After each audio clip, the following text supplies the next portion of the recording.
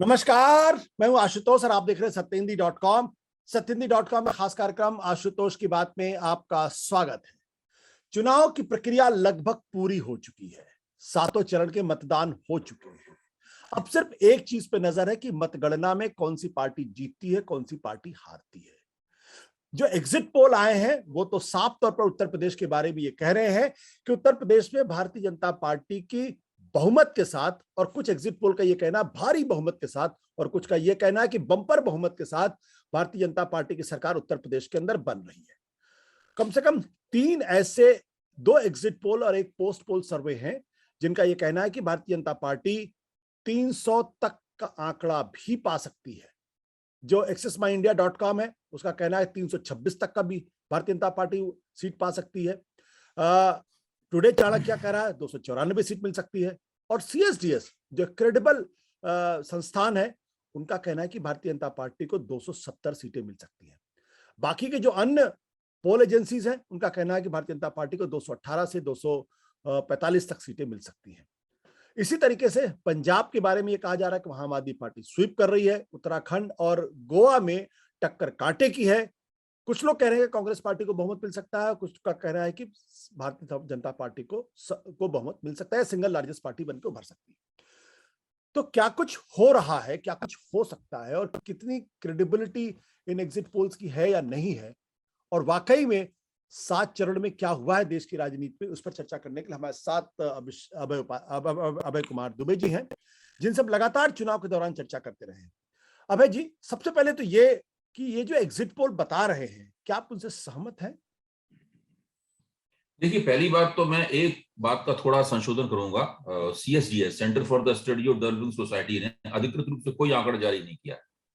इस 270 के आप आंकड़े का जिक्र कर रहे हैं, ये उनका जारी किया हुआ अधिकृत आंकड़ा नहीं है। मैं एक बात आपको स्पष्ट कर दूं कि आज संजय जी ने मेरे से इंटरव्यू किया था, उसमें उन्होंने कहा था कि 270 तक सीटें मिल सकती हैं। वो लंबा इंटरव्यू मैंने उनके साथ किया। हाँ, फिर ठीक है। अगर ये है तो फिर मैं आपकी बात सही है, आपकी बात सही है।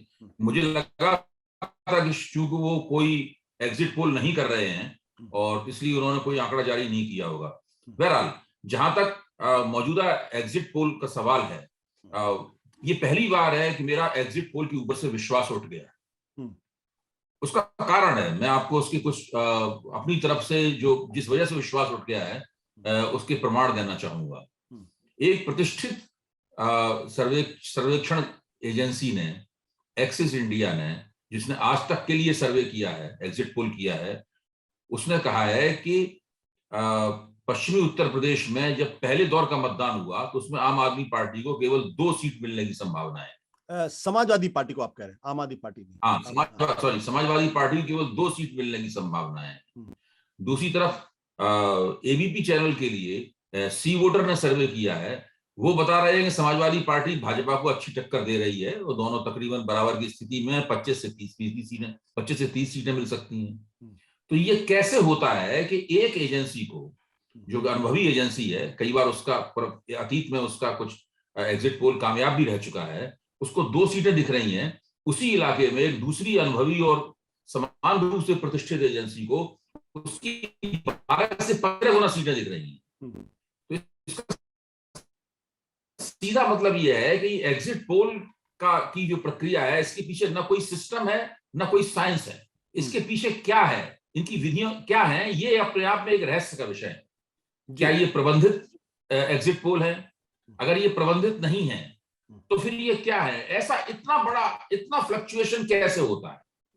मैं मान सकता था कि अगर उन्होंने 30 कहा तो ये कहते 25 है, उन्होंने 2 कहा तो वो कहते 5 है, 7 है, तो ये मैं मानता हूं कि बिल्कुल आइडेंटिकल रिजल्ट नहीं निकलते एग्जिट किसी भी पोल में, उसमें एरर की गुंजाइश होती है। इसलिए कहा जाता है कि हमारी 3 प्लस एंड माइनस एरर रहेगी या 5% प्लस एंड माइनस एरर रहेगी। आशुतोष जी, आप भी सब इन बातों को जानते हैं, मैं भी जानता हूं, लेकिन इतना फर्क कैसे है, मेरा ये कहना है। दूसरी तरफ एक और तीसरा जो प्रतिष्ठित चैनल है, इंडिया टीवी, जो रजत शर्मा का चैनल है, उसके ऊपर जो एग्जिट पोल पेश किया गया है, उसमें आम आदमी पार्टी को 170 से 200 की 20 सीटें दी गई हैं। फिर आम आदमी पार्टी का समाजवादी पार्टी को 170 से 200 के बीच में सीटें दी गई हैं। भारतीय जनता पार्टी थोड़ी सी आगे है उससे, लेकिन केवल आधा कदम आगे है, एक कदम भी आगे नहीं।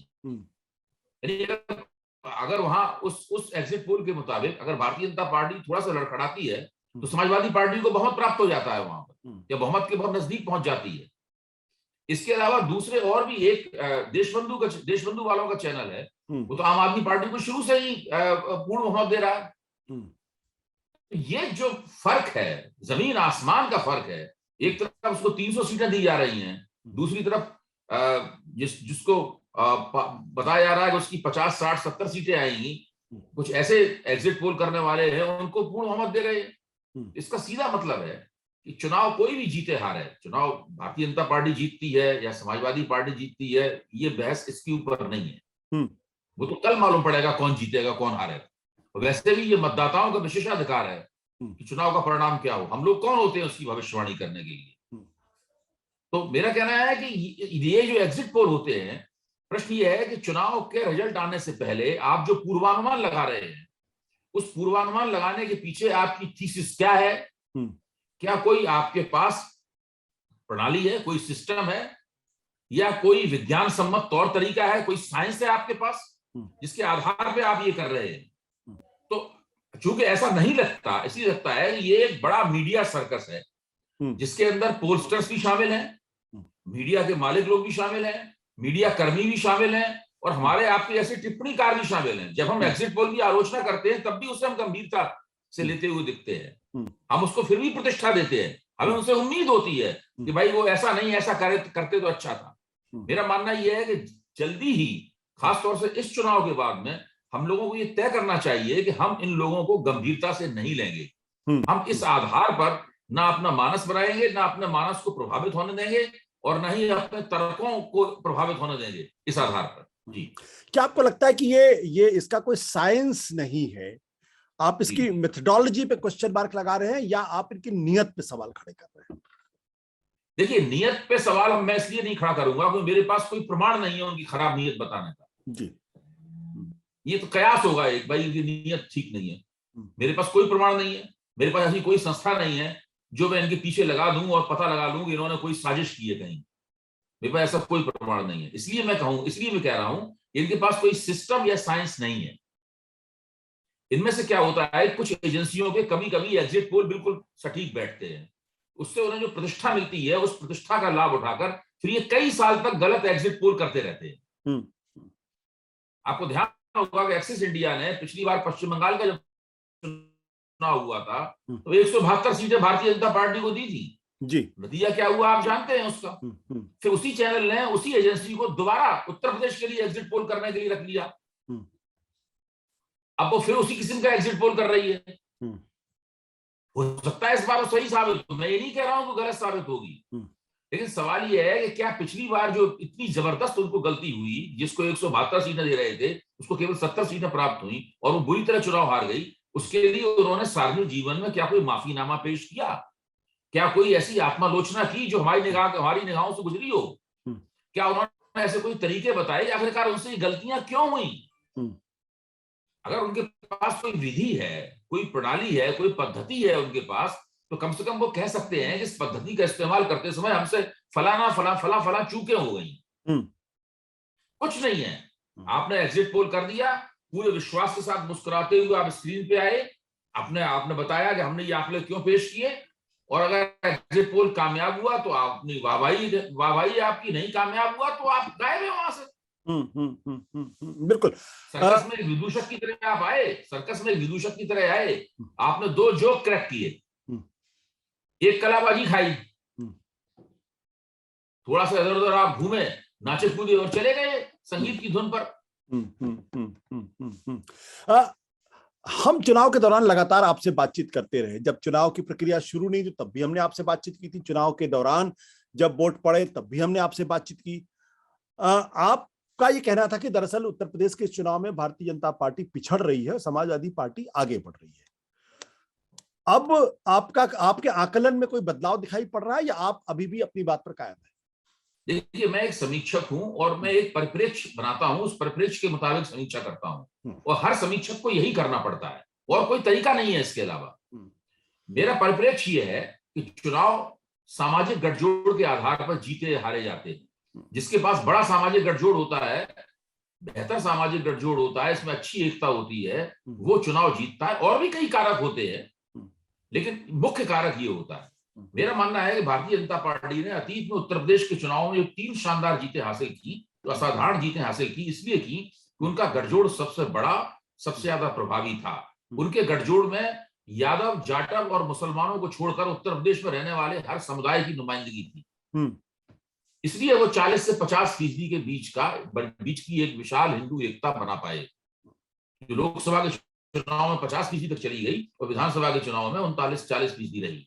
मेरा अवलोकन ये था कि इस चुनाव में उनका ये गठजोड़ पहले की तरह बड़ा नहीं रह गया है, ये सिकुड़ गया है। उसके अंदर से वोटों की लीकेज हुई है और इसको भारतीय जनता पार्टी वाले भी स्पष्ट रूप से मानते हैं। और आम समझ यही है कि भारतीय जनता पार्टी की 100 सीटें, जो लोकप्रिय समझ है, क्योंकि कम से कम 100 सीटें, 90-100 के करीब सीटें कम होंगी, उसी के मुताबिक उनका मतदान प्रतिशत भी कम होना चाहिए। ये हो नहीं सकता कि मतदान प्रतिशत पिछला वाला ही बना रहे और आपकी 100 सीटें कम हो जाएं। ये सब लोग मानते हैं कि जाट वोट, गुर्जर वोट और गैर यादव पिछड़े वोट पहले की तरह एक तरफा भारतीय जनता पार्टी को नहीं मिल रहे हैं। उनके अंदर विभाजन हो रहा है, बड़े पैमाने पर विभाजन हो रहा है।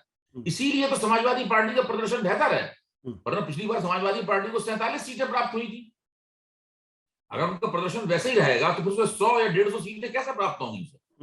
जब समाजवादी पार्टी का प्रदर्शन बेहतर होगा, उसे 100 या 150 सीटें मिलेंगी, तभी मिलेंगी जब उसे मुसलमान और यादव की जोरदारी के साथ मिले और उसके अलावा अन्य पिछड़ी जातियों के वोट भी प्राप्त हों। जब उसे अन्य पिछड़ी जातियों के वोट प्राप्त होंगे तो वो भाजपा को नहीं मिलेंगे, जो पिछली बार वो भाजपा को मिले थे जी। अगर वो भाजपा को नहीं मिलेंगे, उसका प्रदर्शन कुछ ना कुछ तो कम होगा ही लाजमी तौर पर जी। ये तो सीधी गलत है। लेकिन अब इसमें यह भी है, ये गलत भी साबित हो सकता है। भारतीय जनता पार्टी के समर्थकों को मानना है कि हमारे पक्ष में एक शांत, खामोश किस्म की प्रो इनकम्बेंसी है, एक ऐसी प्रो इनकम्बेंसी है जिसकी आवाज नहीं सुनाई पड़ रही।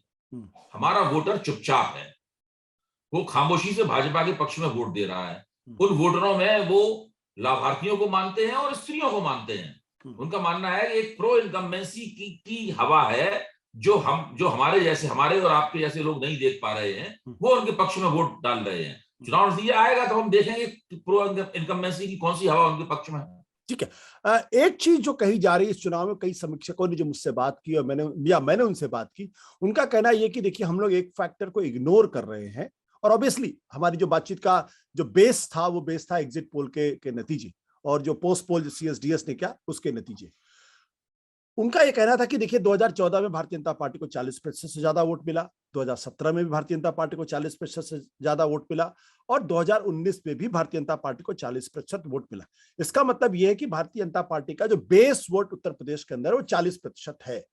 जब तक समाजवादी पार्टी 40% को पार नहीं करती है, तब तक बीजेपी को नहीं हराया जा सकता और बीजेपी तमाम खामियों के बावजूद भी वो जीत सकती है। इन लोगों का ये मानना है कि प्राइस राइज है, महंगाई है, बेरोजगारी है, छुट्टा पशु है, सब कुछ है, लेकिन 40% वोट की वजह से वो बच जाएगी, ऐसा उनका मानना है। आप इससे कितना सहमत है? भाई, 40% वोट मिलने पर आपको 300, 325 सीटें मिलती हैं जी। 2017 का चुनाव बताता है ना। अब ऐसा क्यों है कि 40% वोट मिलने पर आपको 240 सीटें ही मिल रही हैं, यानी 90 से 100 सीटें कम दिखाई जा रही हैं? ये कैसे होता है? वोटों का प्रतिशत वही है। अगर उसमें थोड़ा बहुत परिवर्तन होता तो कोई बात थी। वोटों का प्रतिशत तो आप 40 या 41% ही दिखा रहे हैं और सीटों में इतनी बड़ी कमी दिखा रहे हैं। अगर सीटों में 10 सीटों की कमी होती, 15 सीटों की कमी होती, 20 सीटों की कमी होती तो हम मान सकते थे।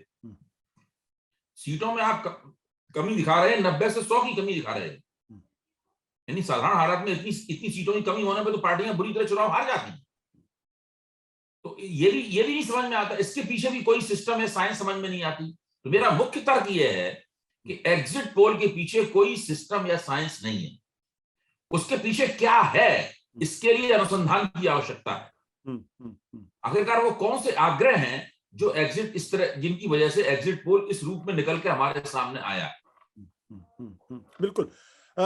जिन लोगों ने 300 से ज्यादा सीटें दी, उनका कहना कि बीजेपी का जो वोट शेयर है वो 46% है, यानी वोट शेयर गेन किया उन्होंने और उनका तर्क यह है जी, क्योंकि जी। उत्तर प्रदेश के चुनाव इस बार जो है बाइपोलर चुनाव हो गए हैं और बीएसपी जो तीसरी मजबूत पार्टी थी वो उसका वोट शेयर बहुत घट गया है, इसलिए जो वोटों का स्प्लिट हुआ है वो अगर 60% समाजवादी पार्टी की तरफ गया है तो 40% बीजेपी के पास गया है, लिहाजा बीजेपी को गेन हो रहा है तमाम खामियों के बावजूद भी।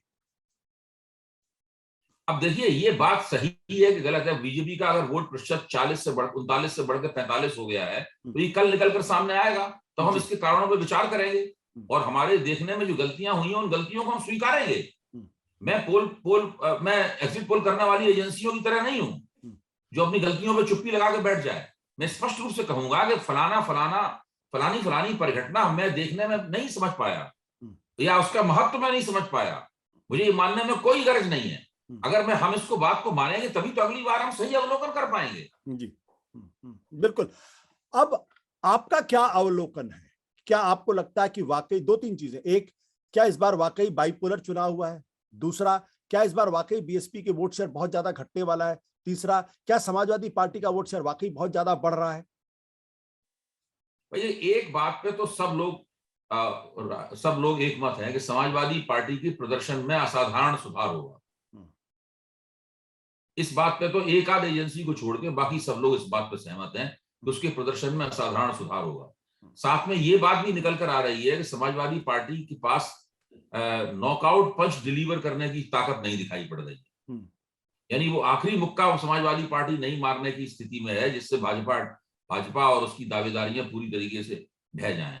इस दृष्टि से इस चुनाव के परिणाम, अगर ऐसे चुनाव होते हैं तो उसकी परिणामों की तुलना बिहार के चुनावों से कर सकते हैं, खासतौर से इस पहलू की, जहां तेजस्वी यादव के नेतृत्व में एक बहुत बड़ा उछाल राष्ट्रीय जनता दल का टेम्पो बहुत हाई दिखाई पड़ा और तेजस्वी यादव सबसे बड़े दल के रूप में उभरे भी, इसके बावजूद वो चुनाव को नहीं जीत पाए और विपक्ष के नेता बनकर रह गए। तो उस दृष्टि से उसका हम मुकाबला कर सकते हैं। अब देखिए कल इस वक्त तक सब चीजें स्पष्ट हो चुकी होंगी, मेरे ख्याल इस वक्त से काफी पहले 2 बजे तक ही सब साफ हो जाएगा कि क्या दरअसल उत्तर प्रदेश में हुआ है, और हम लोग या तो अपनी गलतियां मान रहे होंगे या अपने अवलोकनों की सफलता के ऊपर कुछ टिप्पणियां कर रहे होंगे। तो कल तक का हम लोगों को इंतजार करना चाहिए और मुझे लगता है ये है कि चुनाव नतीजे ऐसे आ सकते हैं जिससे ये जो एग्जिट पोल का मीडिया सर्कस है इसको एक अच्छा सबक मिल सकता है। आप योगी आदित्यनाथ को एक्स फैक्टर मानते हैं इस चुनाव में या नहीं मानते? देखिए ये जो पूरी थीसिस है कि मोदी जी आए उन्होंने चुनाव पलट दिया, जनता आदित्यनाथ जी के पीछे पागल थी, मैं इन सब आधारों पर कोई विश्लेषण नहीं करता हूं। ये मेरी कमी हो सकती है, अगर कुछ लोग मानते हैं ये इनकी कमी है तो वो लोग इस बात को मानते रहें। मैं तो ये देखता हूं कि सामाजिक समुदाय किसके पक्ष में है और सामाजिक समुदायों को पक्ष में लाने के लिए बाकायदा कुछ राजनीतिक युक्तियां करनी पड़ती हैं, कुछ गठजोड़ करने पड़ते हैं, कुछ रियायतें देनी पड़ती हैं, लोगों को टिकट बांटने पड़ते हैं, चुनाव से बहुत पहले ये पेशबंदियां करनी पड़ती हैं, तब सामाजिक गठजोड़ बनते हैं। भारतीय जनता पार्टी ने पिछले 8 साल में बहुत ही कुशलता से उत्तर प्रदेश ही नहीं पूरे उत्तर भारत में बहुत बेहतरीन किस्म के सामाजिक गठजोड़ बनाए हैं। इसलिए मैं उस पार्टी की सफलता को देखता हूं और उसकी दाद भी देता हूं, भले मैं उसकी अन्य मुद्दों पर आलोचना करूंगा, लेकिन भारतीय जनता पार्टी कुशलता से अपने सामाजिक बनाती है, वो अपने आप में अभूतपूर्व है। इस बार मुझे इस प्रक्रिया में जो कमी दिखाई पड़ी वो ये है कि इस बार सामाजिक जोर देने की बजाय भारतीय जनता पार्टी ने एक दूसरे पहलू पर जोर देना पसंद किया। उसने कहा कि जिनको हम सब्सिडी दे रहे हैं, जिनको हम आर्थिक रियायतें दे रहे हैं, जिसको मुफ्त अनाज दे रहे हैं, वो हमारे वोटर हैं और वो अपनी सामाजिक निष्ठाओं के परे जाकर हमें वोट देंगे। इससे पहले जितने चुनाव हुए थे भारतीय जनता पार्टी उनकी सामाजिक निष्ठाओं को जीतती थी, अपने में लाती थी। इस बार उनमें से बहुतेरे समुदायों की सामाजिक निष्ठाओं की उसने ज्यादा परवाह नहीं की। उसने कहा कि वो हमारे लाभार्थी हैं, लाभार्थी समुदायों से परे हैं। भारतीय जनता पार्टी का मानना था अगर यादव उसके लाभार्थी हैं तो वो भी उसे वोट देंगे, अगर पुरुष वोट नहीं देंगे तो स्त्रियां तो वोट दे ही देंगी। अगर जाटवा उसके लाभार्थी हैं तो अगर पुरुष वोट नहीं देंगे तो स्त्रियों के कुछ ना कुछ उसे वोट मिल जाएंगे। अगर राजभरों के भी कुछ वोट मिल सकते हैं लाभार्थियों में। तो इस यकीन के साथ भारतीय जनता पार्टी चुनाव लड़ रही थी। अगर भारतीय जनता पार्टी चुनाव जीतती है और आदित्यनाथ जी दोबारा उत्तर प्रदेश के मुख्यमंत्री बनते हैं, तो ये एक विशेष किस्म की परिघटना होगी, जिसकी वजह से अन्य मुख्यमंत्री भी आदित्यनाथ जी की ही नकल करना शुरू कर देंगे। भाजपा के मुख्यमंत्री भी ऐसे नहीं है जैसे कि आदित्यनाथ जी हैं। उनका लोकतांत्रिक आंदोलनों से निपटने का अंदाज निराला है, अलग है।